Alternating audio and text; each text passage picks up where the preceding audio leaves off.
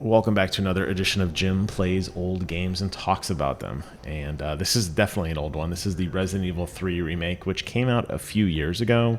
I did play the original Resident Evil 3 Nemesis back in the day, but I never got a chance to play through the Resident Evil 3 remake with the RE engine. And I'm glad I did. I did pick it up on the PlayStation Halloween sale. It was $10, and I think it's probably around that price. I think you wouldn't want to spend a ton of money on this because it's a really short game.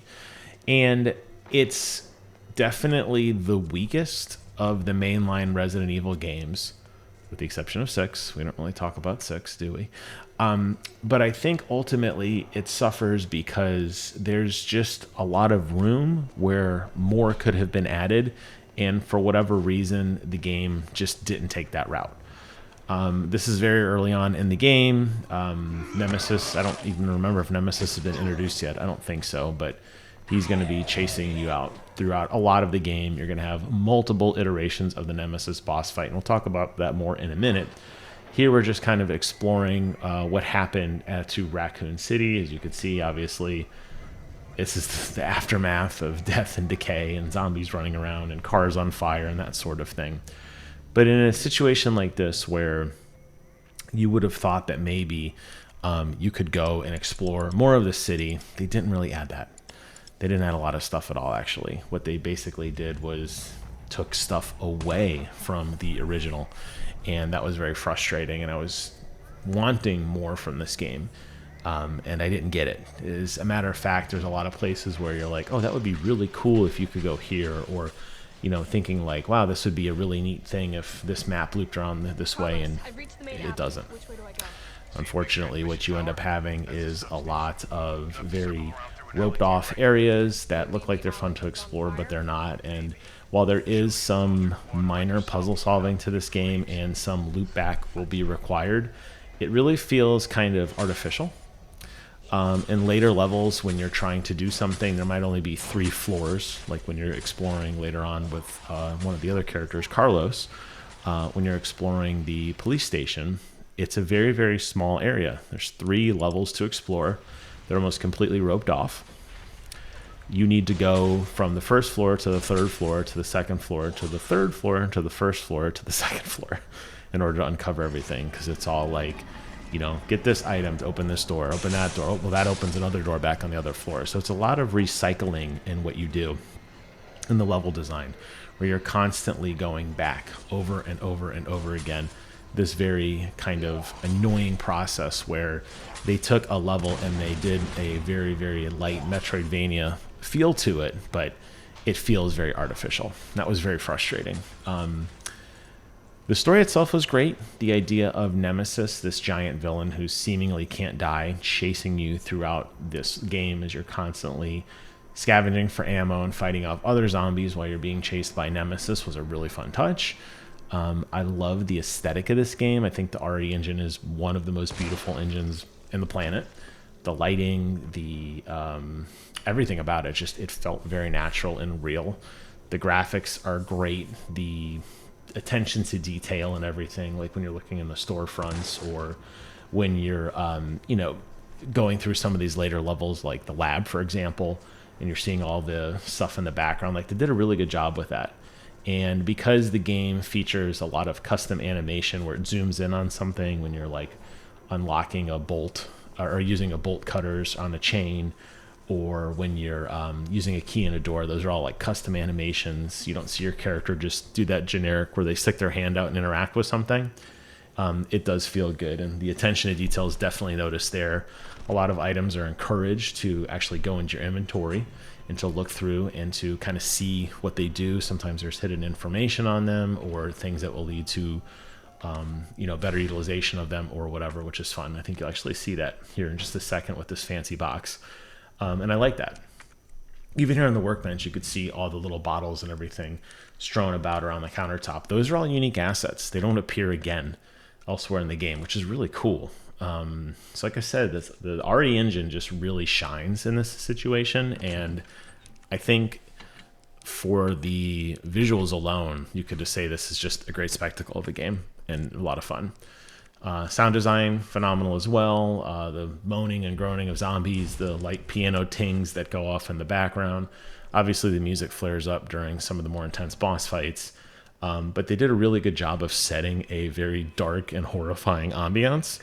And I think they nailed that.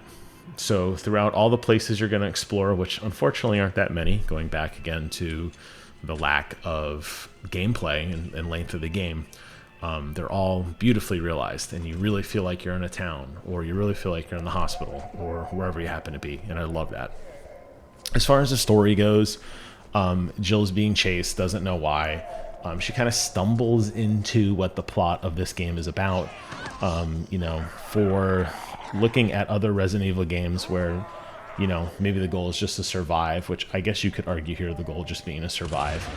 I think they could have done a little better with that.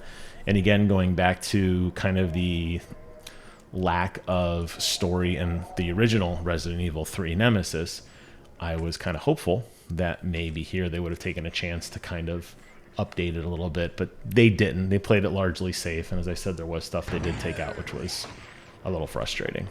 The one thing that I did, and in hindsight now, as I've beaten the game and looking at my inventory, I wish I had been a little more liberal on using ammo. I don't know in a lot of these Resident Evil games how they kind of choose what kind of ammo you get. This game could have absolutely been played very differently than how I played in a full run and gun style. I did not do that. So you see me a lot of times shooting an enemy once or twice, running over with my knife, stabbing them because the knife has unlimited durability, trying to save those bullets. By the end of the game, I had easily over 100 extra shotgun shells, and I think I had like 30 explosive flame rounds. I had close to 200 rounds of handgun ammo because I just never knew. Every time you get into a boss arena, which you'll be facing the Nemesis, that's not really a spoiler there, it's basically the whole premise of the game, as you fight him in his various iterations, they're going to give you what you need to be successful. So there will be health potions there, well, not potions per se, but the orbs, the herbs or the first aid sprays. There'll be tons of gunpowder to craft, shotgun shells, all that kind of stuff. But I just kept storking them, waiting for that big moment where I felt like I needed them, and then by the end I didn't. So a lot of times I was walking around kind of, playing a little probably safer than I should have. But maybe that's actually a good thing because it progressed the length of the game. My total time, I think, was about 8 hours. Which seems long compared to what other people did. So if you were doing run and gun, you'd probably beat it even faster than me. But I took my sweet time shooting zombies and stabbing them and backing up and kind of going through a much more meticulous survival horror experience. So keep that in mind for those who haven't yet played it. And if you do get into it, just go ham because you'll be just fine. Don't do what I'm doing here, basically having a knife fight with zombies trying to save every precious bullet.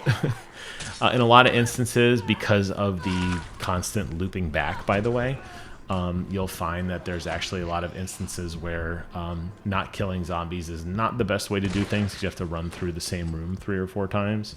But again, I did that too, getting really good at that kind of perfect dodge where you can jump out of the way.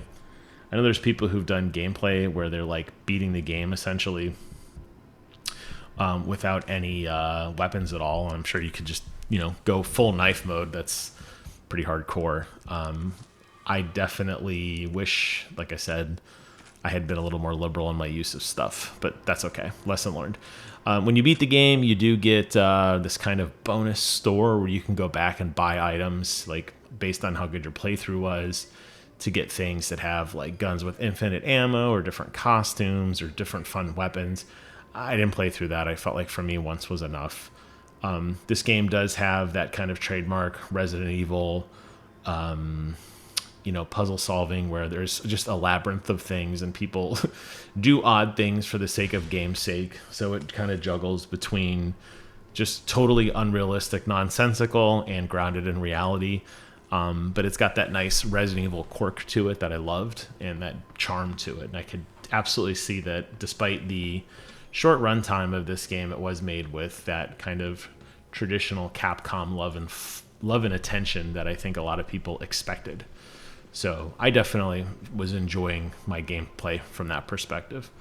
If I could say anything to improve this, and I know Resident Evil 4 came out with the remake, I haven't played it yet, and I think the reviews on that are significantly more positive than this. The only thing I could think to improve this going forward is, it's okay to subvert expectations slightly. Modern Warfare did that with some success lately with the kind of the reboot, and I think it's okay to break away from the source material at times, and to make things a little different, I think, to make it fun for some of us who have played these games time and time and time again.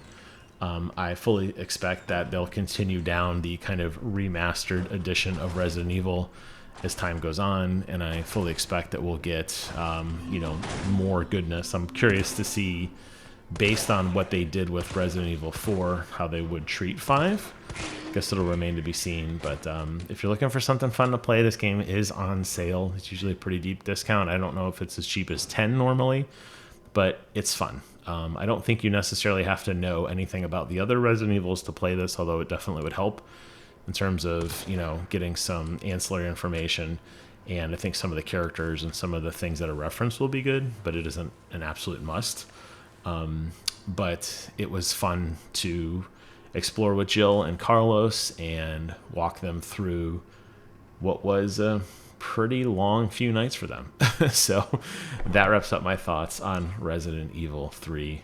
I still call it Nemesis, even though I think they dropped that surname in the remaster, but that's okay.